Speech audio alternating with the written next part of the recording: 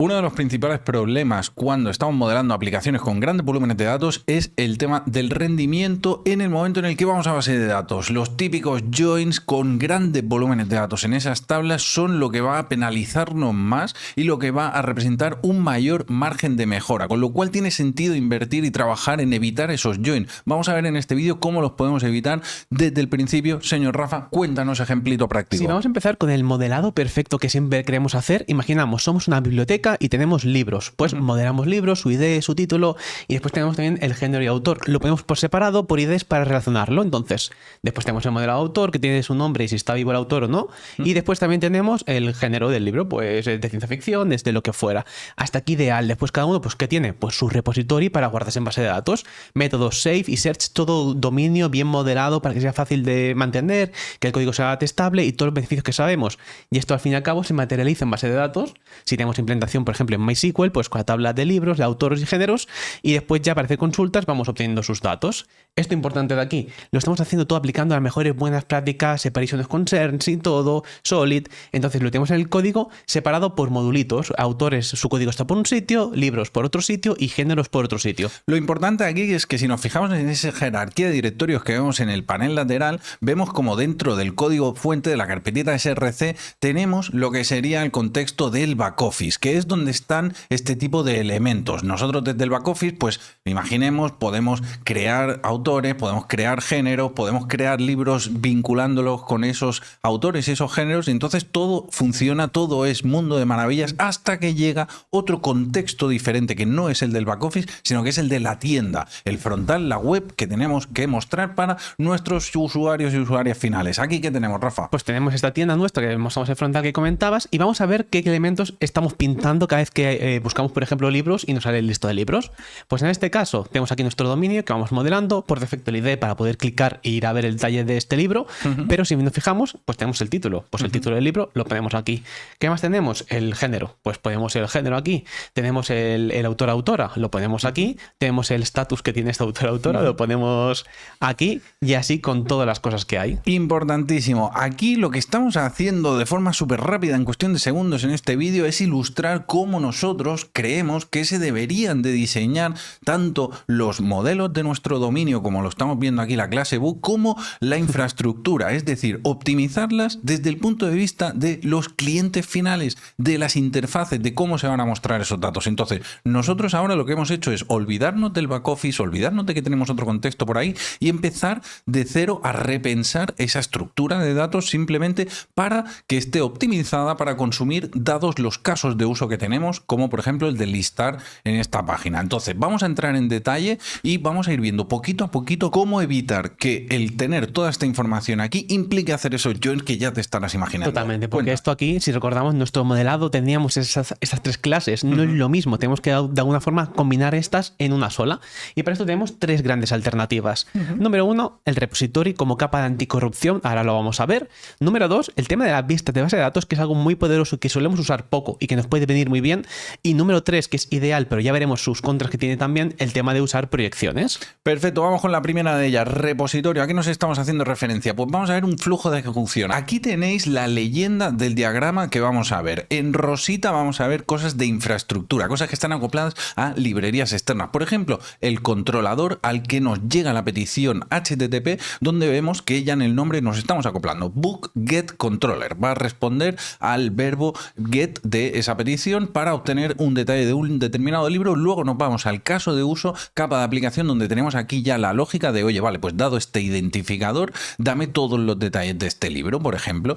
Entonces, este caso de uso o servicio de aplicación se va a apoyar en elementos del dominio, en ese shop book repository, que no es más que la firma que veíamos antes de la interfaz de dado un ID, yo te devuelvo una entidad product tal cual. Totalmente. Aquí importante, estamos empezando a meter este prefijo de shop. ¿Y por qué estamos haciendo esto? Porque en código también se materializa así. Por mucho que estemos haciendo una llamada toda junta, que ahora lo veremos, esto en el código está separado. En este caso hemos creado un nuevo contexto de shop para tenerlo separadito y modelarlo de nuestra forma que queríamos. Así que si seguimos ahora, sí que veremos esta implementación del repository. Vale, tenemos ahí la interfaz que es de dominio y luego la implementación vuelve a la capa de infraestructura porque se acopla en este caso a entrada-salida y va a ser, por ejemplo, MySQL, Postgre, Oracle, lo que sea. Aquí es donde estaríamos haciendo ese SELE con esos esos joins. Totalmente. Y esto es, aquí se materializa lo que ha dicho Rafa antes de, hostia, la capa de anticorrupción que representa ese repositorio. Pues, ¿qué quiere decir eso? Pues que ni más ni menos, nosotros, desde el punto de vista de toda nuestra aplicación, hasta que hemos llegado al repository en amarillito, todo eso nosotros hemos estado jugando con Shopbook. Lo vemos ahí, que es lo que devuelve el método ser. Todo lo que haya por debajo en la implementación, que si joins, que si lo que sea, nos da igual, no nos importa. Por eso estamos conteniendo la corrupción que podría drenarse, por así decirlo, a todo el resto de la aplicación. Y lo estamos conteniendo gracias a esa interfaz de Shopbook Repository. Totalmente. Una vez modelado ya esto, podemos dar una siguiente vueltecita para que el repositorio no sea tan listo y tenga que hacer estos joins, que es utilizar las vistas. Y con las vistas lo que pasaría es que en lugar de tener esta mega query que tenemos aquí, pues se simplificaría y tendríamos simplemente un dame todo de Shopbook. Esta magia, esta mega query, que al final lo que estamos haciendo es crear una vista de base de datos, MySQL, Postgres, Oracle, lo que usemos, pero tiene un problema esta vista, porque la vista, entre comillas, es un alias de la query. Cada vez que llamamos a esta vista y hacemos un select all from Shopbook, por debajo se está ejecutando el select, todos estos datos from books y haciendo los joins. Así que seguimos ganando en cuanto a transparencia en el dominio, mucha más limpieza, pero no hemos ganado el tema de la performance, seguimos haciendo joins. A pesar de que nosotros, nuestra consulta no tenga joins, por debajo el sistema gestor de base de datos sí que lo va a estar haciendo en el momento de lectura, y eso es lo que nos queremos ahorrar. Con lo cual, para este tipo de contextos, las vistas, en este caso lógicas, no nos interesarían. Siguiente pasito, vistas materializadas. Cambia poco, pero cambia mucho, aquí con esta línea.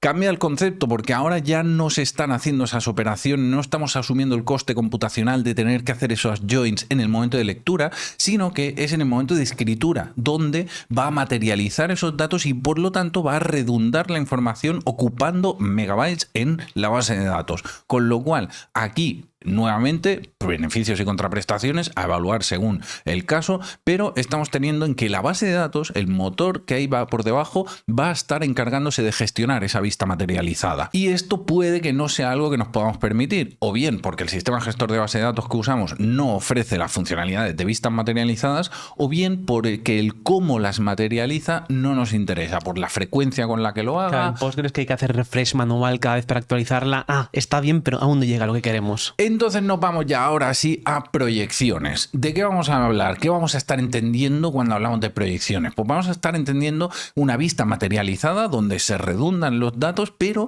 de esa lógica de redundar los datos no recae la responsabilidad sobre la base de datos, sobre la infraestructura, sino que recae sobre la aplicación. Vamos a ver cómo la haríamos. Primero, tenemos aquí un flujo de ejecución igual que el que veíamos antes, donde tenemos, en este caso, la petición put, verbo HTTP, de crear un nuevo libro. Entonces aquí lo que pasaría es que habría el caso de uso que se encargaría de crear eso, pues instanciando, haciendo un new del book, y este book tendría, importante, los identificadores de ese género, de ese autor o lo que sea. Vale, es ese modelado perfecto que veíamos antes, ese primer book que teníamos separado sin que tenga nada contaminado ni de autor ni de género, menos sus IDs. Exacto, aquí estamos por tanto en el back office, que es desde donde se crean los libros. Luego tenemos su repositorio, que es una interfaz que devuelve void porque está evidenciando el hecho de que produce un efecto colateral. No nos interesa devolver un booleano, sino que la promesa petará o lo que sea. Ok, perfecto. Aquí ya por último tenemos el tema de la implementación del repositorio, donde al final hacemos ese insert en la tabla de books y todos contentos. Nos eliminamos los detalles de implementación y nos quedamos con la aplicación y el dominio. Aquí vamos a introducir el Event Bus. ¿Esto qué es? Esto es un mecanismo para poder comunicarnos con elementos externos. Totalmente. Aquí vamos a publicar eventos de dominio en formato JSON y ahora vamos a verlo esto. Venga, primero decimos foco, el Event Bus. Aquí, ¿qué pasa? Pues esto es una interfaz que simplemente recibe un evento de dominio que es un DTO, es decir, una clase que solo contiene datos, no contiene comportamiento, con lo cual aquí los principios de orientación a objetos de alta cohesión, donde meteríamos lógica y tal, no aplican porque el propósito de ese objeto es transferir datos entre capas. Entonces tiene que ser fácilmente serializable para, como bien decía Rafa, acabar en un JSON simplón y ya está. Total, que yo tengo el método de, oye, yo puedo publicar eventos, perfecto. Y tengo implementaciones, por ejemplo, en sistemas de mensajería como RabbitMQ o en AWS. Entonces ahí aparece nuestro conejito del RabbitMQ, donde nosotros le chutaríamos un JSON tal que esto de aquí. Que por cierto, tenemos cursito tanto de RabbitMQ como de AWS para el tema del sistema de mensajería, así que dejamos aquí el lacito y podéis verlo cuando queráis. Lo importante es que estamos publicando en ese JSON los detalles del libro que hemos creado, que es lo que sabemos. A nosotros nos interesa crear libros, con lo cual le metemos los detalles que mete la persona en el formulario, que son el identificador, el nombre y los identificadores de autores y género. ¿Qué pasa? Pues nos vamos ahora a continuar este flujo para ver la segunda parte. Aquí es donde entra en juego, por tanto, ya Shop, que va a intentar modelar estos datos como más le interese en base a esos casos de uso. Lo va a hacer consumiendo ese evento de dominio, lanzándoselo al suscriptor de, oye, créame el Shopbook, cuando se crea un book. Perfecto, ese suscriptor ejecuta el caso de uso de Shopbook Creator, que instancia Shopbook, que lo guarda en el repositorio y que decíamos que en el repositorio teníamos que meter algo como esta información que estamos viendo ahora en pantalla. Este es el modelado ya más grande, que aquí sí hay, entre comillas, contaminado tanto de género como autor, pero no es contaminado porque es necesario, nos hace falta para pintar esa página, por tanto en nuestro contexto aquí sí nos importan estos datos. Tenemos que rellenar género con el nombre, no el identificador, y en cambio en el evento que nos llega solo nos llega el identificador, con lo cual este caso de uso va a ser responsable de obtener esa información. ¿Cómo? Pues apoyándose, por ejemplo, una posible implementación sería a través de los repositorios de autores y de géneros. Aquí es importante que estos repositorios pertenecen también a contexto de Shop, por lo tanto, si se han creado en backoffice, tendremos otras proyecciones tanto de autor como de género para guardar estos datos para poder usarlos aquí, porque recordemos que entre contextos no nos hablamos, a no ser que haya un query bus o cosas así de por medio, que no hace falta llegar a tanto. Perfecto, entonces la foto final de todo el flujo, ¿cómo nos queda? La foto nos queda tal que así, con ese elemento en medio que sería ese sistema de mensajería con el que nos estamos comunicando entre estos sistemas que podrían estar distribuidos o no, y por lo tanto nos queda el bloque del back office y el bloque de Shop. Entonces aquí lo importante es que hemos pasado del book que teníamos en el momento de crearlo, donde los tipos son identificadores únicos universales, a el Shopbook, que es lo que nos interesa mostrar en nuestros casos de uso. Esto al final es el formulario que tendríamos de Bootstrap en el back office de turno y el libro que veíamos antes en la página de Amazon, por ejemplo. Si nos fijamos a nivel de árbol de directorios, ¿cómo queda esto? Pues tendríamos en nuestra carpetita de código fuente lo que sería el contexto del back office y lo que sería el contexto de Shop. Vamos a ver cómo se implementa esto mucho más en detalle en el curso de modelado del dominio proyecciones. Vamos a entrar en detalle y vamos a hacer todo esto pasito a pasito, pero antes de eso, incluso viendo los pros y contras de cada una de las alternativas. Totalmente, porque ya se ha visto que las proyecciones es algo guapísimo, pero es una sobreingeniería en la mayoría de casos, quizás no aplica. Vamos a ver cuándo tiene sentido aplicarlas y cuándo no. Para esto tenéis los dos primeros vídeos del curso totalmente gratis y sin necesidad ni siquiera de registraros en la plataforma. Podéis entrar en pro.gole.com, mirar el cursito de modelado del dominio proyecciones y ver tanto este vídeo que es el primero como los dos siguientes totalmente gratis y sin registro. Hasta ahora.